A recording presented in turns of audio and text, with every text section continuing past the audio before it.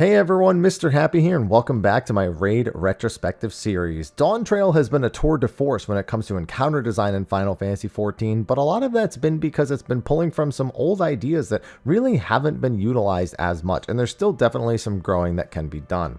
As such, I've been looking at the old raid encounters to see if there's anything that we can find that just might inspire something that we can see going forward. We've looked at all of A Realm Reborn, and now we are going to be topping off Heavensward by taking a look at the Creator tier, which is one of the most divisive tiers of Final Fantasy XIV's history, but not for the reason that some of its predecessors were, like Midas and Gordius. Without further ado, let's get into it. But before we get started, this video has a sponsor, Magic Spoon. They make high-protein cereal and snack products that anyone can enjoy for any diet. Every month I grab some cereal and some treat bars and use them to mix up my high-protein snacking. I have a hard time not snacking. I've just always been that way. So having something like Magic Spoon on hand, whether it's just grabbing a handful of cereal or grabbing a treat bar out of the cabinet, is perfect. The treat bars are especially super addicting. Seriously, it's hard for me to not eat them all before recording these ads for my channel, especially the double chocolate. That's my favorite. So if you'd like to try Magic Spoon while also supporting the channel, then click the link below to get some today. Build your own custom box of products with tons of available flavors. Definitely recommend the maple waffle if you're getting some cereal to match your daily needs. Best of all, use my link and discount code Mr. Happy to get $5 off your box. You can also buy it at your local grocery store or even on Amazon if that's more convenient for you. And if you don't like it, Magic Spoon has a 100% happiness guarantee. Let them know and they'll refund you, no questions asked. So click the link below or scan the QR code on the screen and use code Mr. Happy to get $5 off, or go to magicspoon.com/Mr. Happy to save $5 on your order. It even works in Canada and the UK. Thanks again to Magic Spoon for sponsoring, and on with the video. Now, Creator was one of the most major changes in Final Fantasy XIV's overall raid landscape. Now, normal has largely been the same the entire expansion since its introduction. While it was a good bit easier than what was promised, in that normal was originally said to be Coil with Echo, not even close, it ended up being that gateway for all players to feel like they could feasibly experience the story. But Savage has been an absolute disaster pretty much the entire Heavensward up to this point. Gordius completely alienated most people from the raid scene, and Midas did very little to improve it. In fact, in some ways may have even made it worse, even as much as I have so many good things to say about Midas as someone who really enjoys the encounter design and the fun that can be had there. It just wasn't what the community needed at the time. So Creator was entirely about bringing the raid scene back online. So the Savage was entirely toned down to be more accessible, specifically in gear that was available week 1. No longer would it be expected that teams would have to spend potentially multiple weeks gaining gear in order to clear the raid, something that had only otherwise been done, or accomplished at the very least, with the Bahamut tier, the final tier of the Binding Coil of Bahamut. Now, some of this is just in the actual balancing of the encounters, but the other thing is the availability of gear and materia and all that. Crafted gear was made reliably good for the first time in Creator, for example. While it had seen sporadic uses throughout the previous tiers for really fringe cases, it began the whole penta-melded crafted meta really becoming mainstream, something that still carries on to this day, which is why a lot of crafters make money and why the upcoming tier in patch 7.4 is a little bit less exciting for those crafters to make their gil. Now, as with the gear being more available, materia being made more available, and materia being made more functional as well on the gear that we were actually getting from raid, this tier was cleared extremely fast, often considered by older raiders to be the beginning of the end for the hardcore raider, at least for just a bit longer until we get into Stormblood stuff. On the other hand, this became the beginning of people feeling like they could feasibly raid in Final Fantasy XIV, and birthed a whole community of raiders with alternative goals, speed killing bosses and focusing on the ability to skip mechanics through just sheer willpower. It became just a whole separate thing from what we had before, while becoming an accessible piece of raid content for everyone else, and would definitely set the precedent for how the experience would go in Stormblood, where the revival was really more like a blossoming, on top of giving the hardcore raiders something else to really dive into, but we're going to get into that in a future video. So what were the actual encounters like in Creator? Well, first up, we had the Refurbisher, although I guess it wouldn't be fair to really start with the Refurbisher, because just like all the other first fights in all of Alexander, this actually starts with a Faust, that is a Faust Z. Now, keep in mind that at this point, people were kind of tired of the whole Faust thing. When Gordius came out, yeah, it was kind of interesting to have this 3-minute dummy doll that people would basically get hard checked on if they were just not good enough at the game to get past it. But by this point, the idea was considered uninspired, something that Final Fantasy XIV really struggled with, honestly, all the way up to probably to and through Endwalker, realistically, in that once they got an idea of something they could do, they kind of latched on and did it way too many times. And while Faust became iconic with Alexander, by this point, no one really cared, and this was not a very interesting Faust to boot, not that any of them really were. All you did was share some tank busters, deal with some raid wides, and that was really all you were doing here. So it was just extra time to get to the boss every week. Refurbisher, on top of that, wasn't really the most beloved of bosses throughout the Alexander tier either. It's a boss that's incredibly cool in theory, but just doesn't amount to a whole lot, and was kind of middling on content. The premise is that the Refurbisher is trying to rebuild itself with destroyed goblin machinery, and your goal is to limit its rebuilding to the best of your ability. Players have to pick up batteries and power on some of the machines before killing them on a grate that will lower into lava and melt down the parts, so the Refurbisher can't actually use them and regain its strength. Now, every time the Refurbisher rebuilds, it not only heals some health, but it also unlocks new attacks, and gradually it will rebuild no matter what you do. So there is kind of like a ticking time bomb in that no matter what, it will fully rebuild by some point, and at that point it's going to hit you with an ability that is completely unavoidable, and you are going to die, or at least back then. Nowadays, you can actually survive the hit, and it's not the end of the world, but, that's because you're unsynced with like 1,000,000 health, so duh. The theme of the fight is done fairly well, but the other non-themed attacks leave a lot to be desired. There's a pretty sizable tank damage and a phase with a Faust DPS check to melt one of them in the lava, which at this point was absolutely cathartic. But other than that, it lacked a lot of interesting components, mostly standing behind the boss when he cleaves and behind metal piles to avoid an attack. There was also a shrinking puddle to duck under one of his attacks. Like once he is evolved enough, the only way to avoid one of the attacks is to become mini and basically duck underneath it, which is interesting. But honestly, other than the melting down of the parts, it wasn't really that beloved of a fight. I will say also at this point, people were kind of wary of bosses that stayed still. Manipulator was considered largely uninteresting for that reason.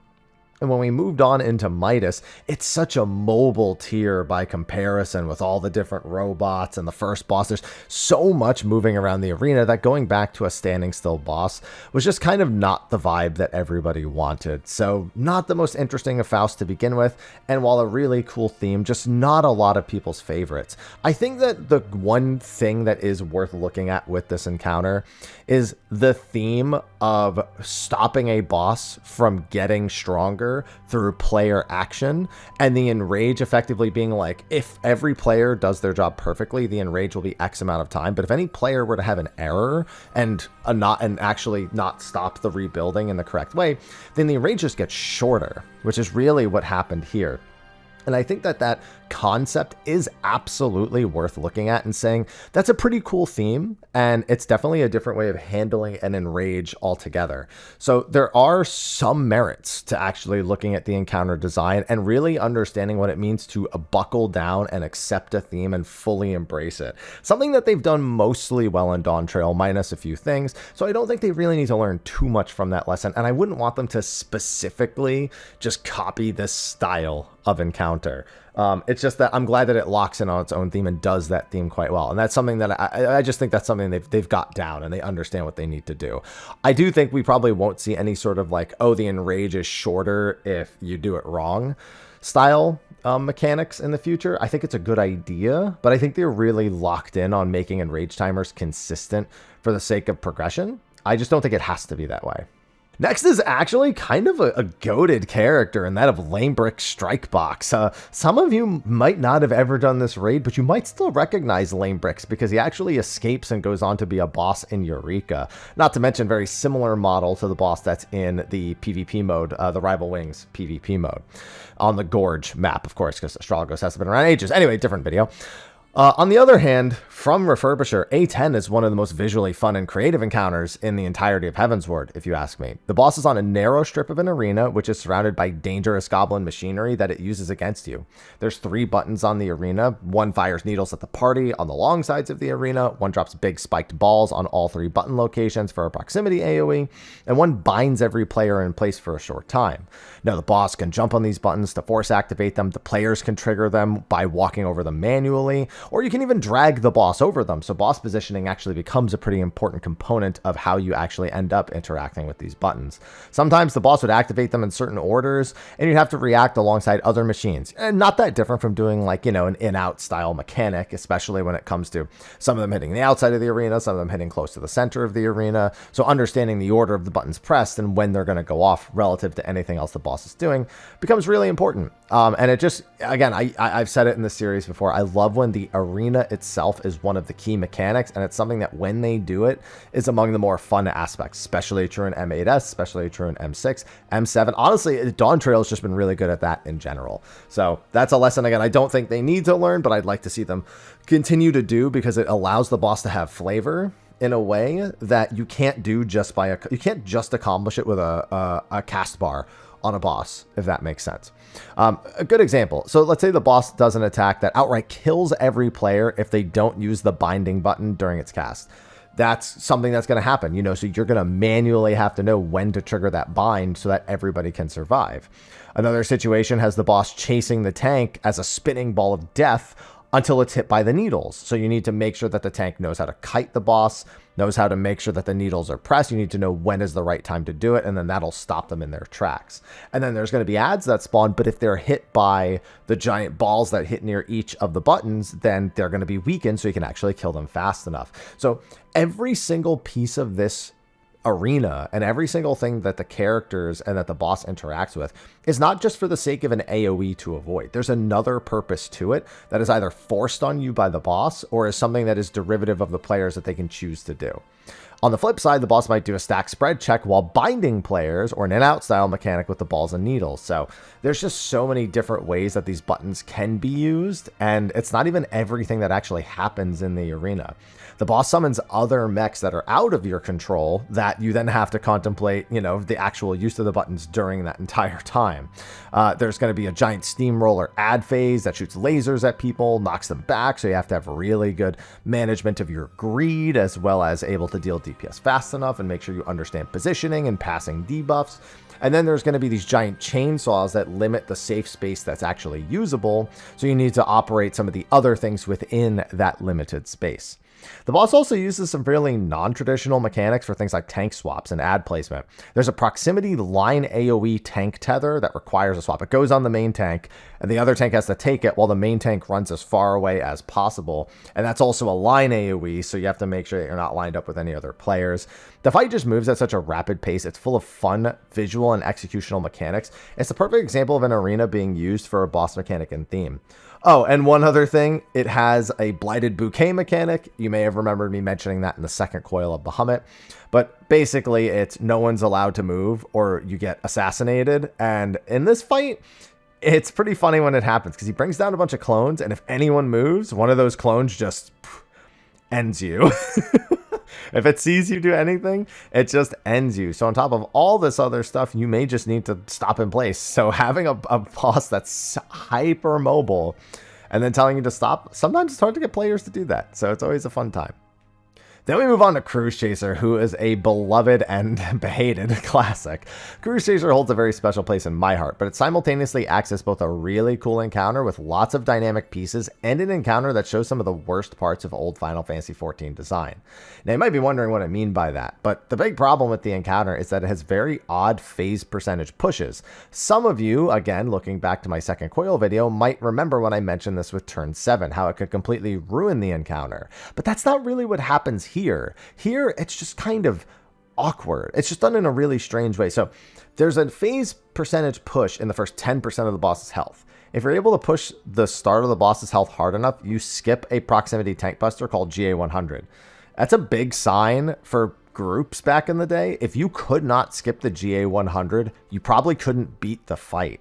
So at that point, why is it there? Why is there even a phase percentage push in that first 10%? That's really unindicatable. Like, unless you've just seen the GA100 and then not seen it, you don't even understand that there's a phase push there. So it just doesn't make any sense. But probably the most egregious skip that people remember was ad phase skip. Yeah, there's an entire ad phase that could be skipped, not even that difficultly. By holding DPS until Cruise Chaser started casting one of its skills, you could quickly burst him down to under 62%, I believe it was. And when he came back from his intermission, it would outright skip his ad phase. We definitely don't need weird skips like that happening again, because then they become the standard expected thing. And it means that anytime you don't achieve it, players don't know how to do an entire mechanic, and then they don't know how to beat the fight. So it just creates this wildly varying experience that is not healthy for the game. There are also other mechanics you could skip periodically throughout the fight at very weird and almost unmemorable health percentages, including cutting the ground burn phase time down significantly. So it was a lot of things that just didn't work. It's one of those fights that probably would have benefited from just being timed after a certain X amount of time. You know, it goes into this phase. After Y amount of time, it goes into this phase, as opposed to these weird phase percentage pushes that just didn't work very well. Now, that being said, Cruise Chaser is a solid mix of attention span mechanics and a variety of unique scenarios, such as target selection, preemptive shielding, and careful positioning to preserve, again, your enrage timer. This is another fight with a dynamic enrage timer. Now, he has these like left and right swords and a spin crusher, and they're all simple, you know, read the cast bar and avoid it, not unlike Larboard or Starboard on Omega. But, you know, it just created this kind of weird experience because the swords themselves, left and right, hit in front of the boss too. So the tank is kind of involved in all three of them. And the party is variably engaged. Ranged can actually just outrange it entirely, and then melee have to understand how to do it. So you have the tank who reads left, which means they need to go to the left, because if they go to the left, it's his right, and people behind the boss are like left or right, and then they have to remember to go to the opposite side of the boss. But sometimes people read and go, oh, right, I'm going to go right. It's like one of those things that just by seeing the word left and right, it kind of screws with your mental, versus, in all honesty, Larborn and Starboard, where you just create rules for them, because the words themselves are not immediately associated in most people's brains with certain directions, just upon seeing them before even understanding how it works. Just kind of a unique rush when it came to dodging these sets of attacks.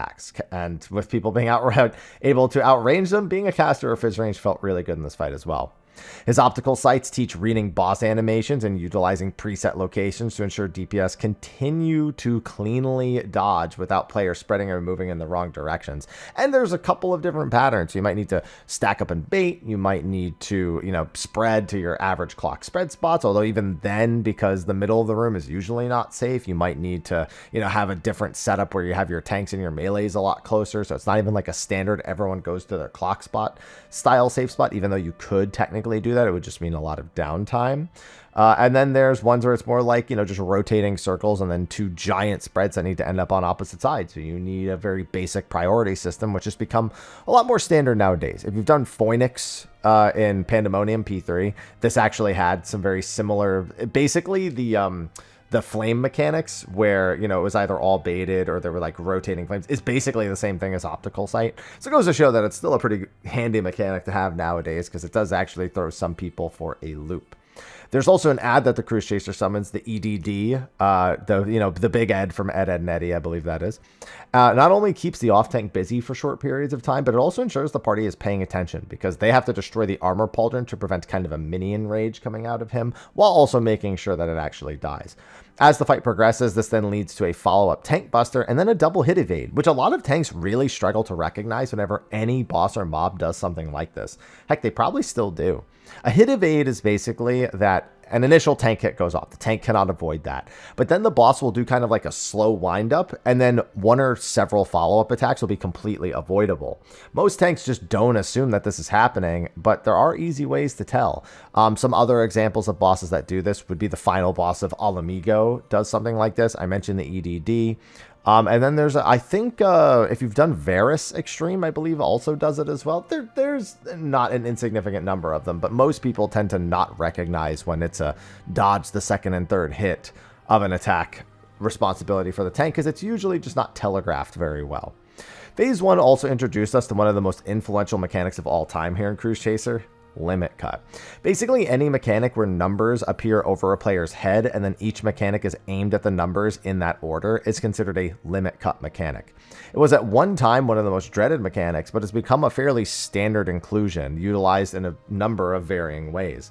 What's actually funny is that limit cut is not the name of the attack at all in Cruise Chaser. Limit cut gives Cruise Chaser a stacking damage buff and makes him invulnerable, but that's all it does. It's just that the first time he does limit cut, he follows it up with this particular attack where he dashes. It's like Blasty Charge or something like that. But he does some other ones, like he'll do like a limit cut where he then summons a shield that can only be damaged from the front, followed by like a dash that does a bleed based on how many stacks he got while he was charging up during the shield. But the limit cut is not the mechanic that actually does this. It's literally just he does a limit cut before doing it. So it's funny that it's just what's synonymous with the skill. I mean, I guess it's better than everyone saying, oh, this is a Blasty Charge.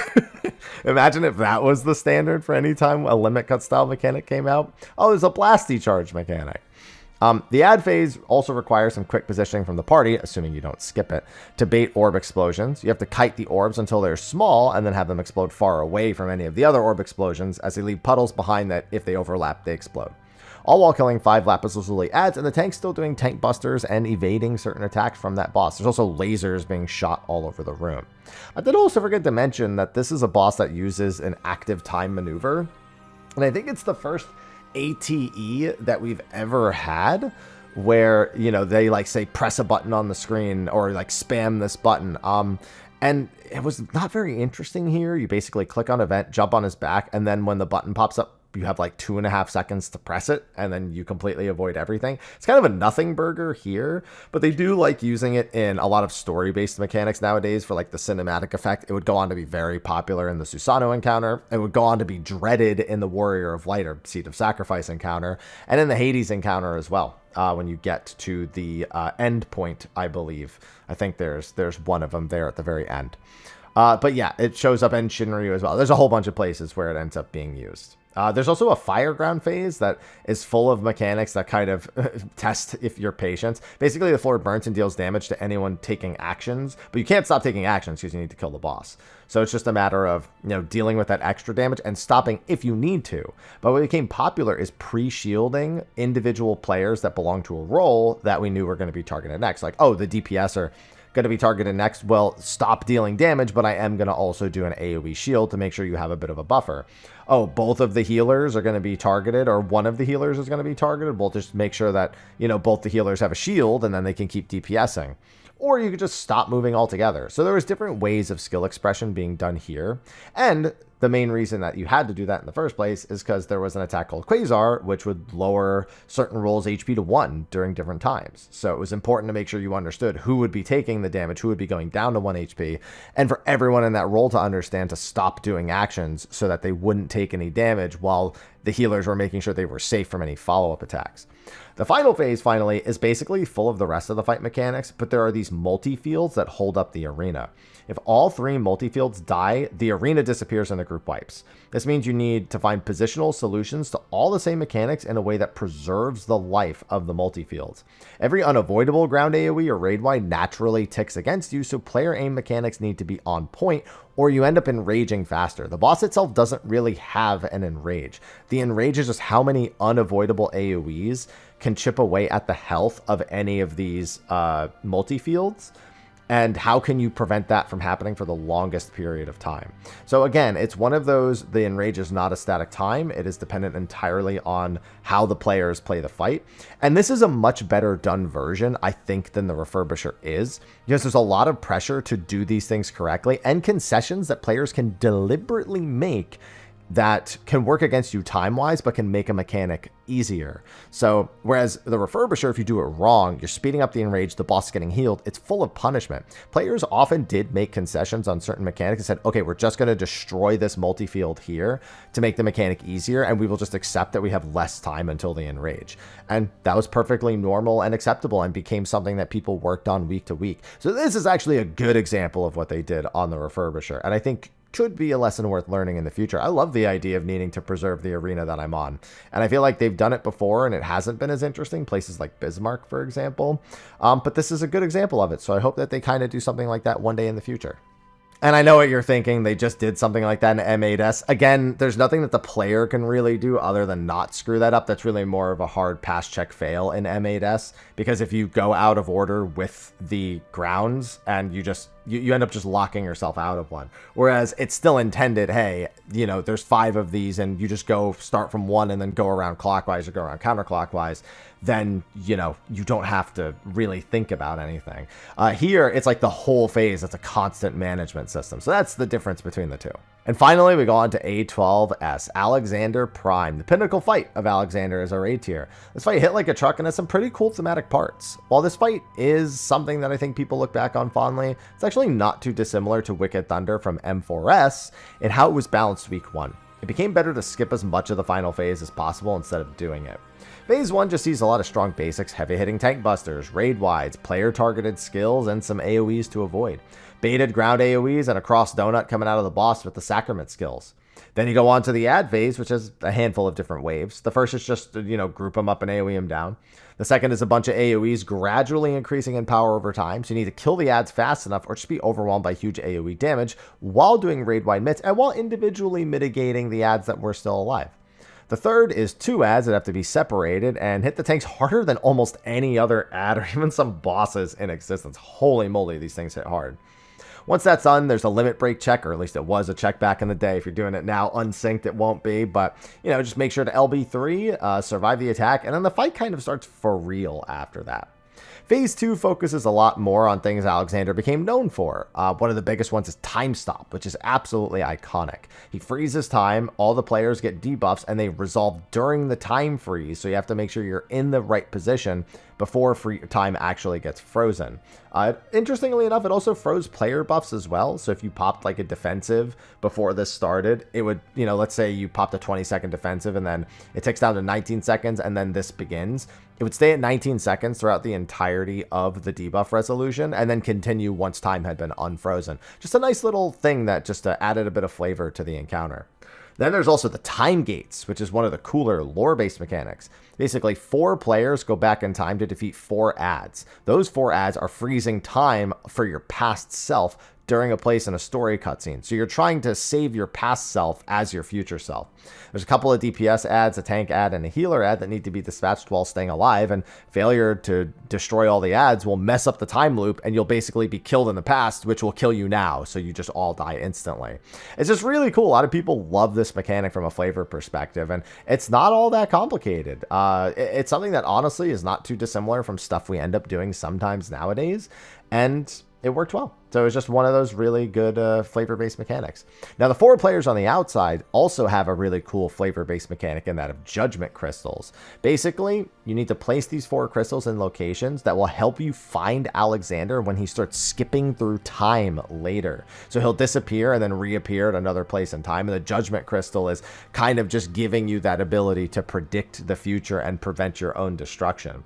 So that actually fits a lot with the lore of Alexander wanting to be defeated in this encounter. So he kind of gives you tools to counter himself, even though it also seems like he's trying to defeat you at the same time. Again, it's a very interesting combination of things that work out really well here. And then the final phase has Big Alexander and the Alexander you're actually fighting, each doing their own mechanics simultaneously. This is the phase people wanted to skip a lot of due to it frequently overwhelming the players and just causing an absolute disaster. Now, Void of Repentance is the main mechanic during this last bit. During Summon Alexander, which is the actual name of the entire phase. Basically, it summons 2 pools that require 1 player in them when they shrink, or it causes a raid-wide explosion and damage down, and will kill any player who has a magic vuln from any of the previous puddles. It inflicts magic vuln on the person, so you rotate between 3 different people for 2 different pools. Orientation of the boss in the puddles often lent itself to confusion about positioning, especially when the tank needed to move quickly and correct Alexander's actual own positioning to protect everyone else. The first pools are actually just there and need to be handled without much care, and it instead becomes about the insane amount of tank and raid damage coming out briefly, making this a pseudo practice phase even when you're so close to the end. The second pools instead come with two simultaneous mechanics, communion puddles and a cross sacrament. Now the tank needs to be super quick about correcting Alexander's position to make sure sacrament doesn't actually pass through the puddles, or at least not very much, while the other players need to simultaneously drop communion puddles without cutting each other off or stepping into anyone else's communion puddle and taking their puddle soak at the right time while avoiding the cross sacrament. This often lent itself to just really, really rough scenarios. If the tank was too slow getting Alexander to a spot, people didn't understand their orientation and which puddle they were responsible for. While they were doing the communion puddles, it was really easy for people to cut each other off or cover too much of the communion or too much of the void of repentance puddle with their communion puddles and then not actually being able to resolve it. So you needed a really, really solid plan here. And not to mention, you still had to follow up deal with a ton of tank damage and raid damage. And if you screwed any of these up and anyone even lived, then you would get damage downs and that would actually make the fight take longer. So it could just cascade super, super quick. The big thing is that even week one, you could come pretty close to skipping this or barely having to do any of it if everyone was on point. Whereas other players who were not, on the higher end skill week one, they would get stuck here for weeks and weeks and weeks until they could effectively just skip the entire thing or have enough people survive to finish off the remainder of the fight, even if Void of Repentance and Communion was kind of screwed up. So it's actually a really tough last like 5 to 10% of the boss, but the last 5 to 10% is not normally known as the notorious most difficult section of an encounter. And I don't know if I really want to give it that much credit here, but that's kind of how it felt. And it then just made it feel like, hey, we just need to skip this as fast as possible. It's one thing when you're like, 4, 5, 6 weeks into the raid tier and you start skipping a mechanic at the end. And it's almost kind of like cathartic to be able to do that, to be like, oh man, this last mechanic that we usually struggle with, oh good, we can skip it on reclears. Feels like you've earned the ability to do it. Week one, it just feels odd when you don't have to do it at all, when you skip like a minute of the encounter because it just wasn't balanced entirely correct. And that's why I compared it to Wicked Thunder. In my clear of Wicked Thunder, I think we killed it 56 seconds before the enrage, which just goes to show how wildly like misappropriated its HP was. And as much as they blame that on Pictomancer a little bit, I do not firmly believe that is a Pictomancer thing. 1 minute of encounter does not belong to Pictomancer, even on Dawn Trail release, trust me. So it was kind of the same back here. It was just, there wasn't really a reason. It just worked out that way. And I feel like they learned a lot better. We saw way better DPS checks going on after this until, of course, Wicked Thunder themselves. And so, yeah, lesson learned and lesson unlearned at one point. But, they're back on track, and that's not something that happens very often nowadays. All in all, Creator, as you can tell, was not like a crazy tier in any capacity. It wasn't like one of the best tiers ever made like Midas. It wasn't one of the most grueling tiers ever made like Gordius. It was very expected, very much as if you saw a tier nowadays, you would expect something like this. Maybe with a little bit less of some of the technical issues that come with like the DPS checks and the phase changes and stuff. But it was still like more the standard experience. And this is what they would aim for going forward. Something that players felt like, hey, I can do this with pugs. Hey, I can, my static is not going to have to break 2 weeks in because we're stuck on the second or third fight, or, we're not going to go 6 weeks without getting past Living Liquid. You're not going to have these issues that were just static ending issues outside of just like a clash of personalities. It just became about being consistent and continually improving both your gear and your skills week to week. And you would almost certainly be able to get a clear. It was also the birth of speed killing, which for years after this would become incredibly, incredibly popular. And there's some crazy fast kill speeds for some of the bosses in this tier. So yeah, I'd say Creator is, while some people may remember it as kind of the downfall of Final Fantasy XIV rating, depending on who you ask, I think it's really the most important tier that Final Fantasy XIV's ever released. Probably the single most influential tier that has ever been released, because it established what the game could look like in a healthy state of having end game player activities that, low to mid-core players who weren't really confident in raiding at that point could finally start to get their foot in the door. And when you're trying to design content that makes sense in an MMORPG, you generally don't want only 5% of your player base to be able to do most of your endgame activities. You really want it to feel like, you know, you can, in the first month, get like 12, 15%, and then gradually over time work it up to 20, 25, 30, which is what actually happens and what would come to happen after the creator tier. So as much as it definitely had some problems, as you can tell from what I've said, it is a really important tier, and it's one that we can appreciate going forward. Obviously, I don't feel like there's that much to learn encounter-wise about any of these things. I feel like now they all fit into a fairly standard kind of expected method, and it's just more about learning about things that we shouldn't do when we do future encounters going forward. But the key thing here is just themes, themes, themes. Stick to your themes and fully embrace them. Don't half-ass it, and you'll probably have a good time. But if you were around for the creator on the Savage difficulty, let me know what you thought in the comment section of the video below. Be sure to like and subscribe, and thanks to the sponsor, Magic Spoon, for sponsoring this video. Be sure to click the link either in the pinned comment or in the description of the video, or use the link from the ad itself. But anyway, I will see all of you in the next one, and until then, take care.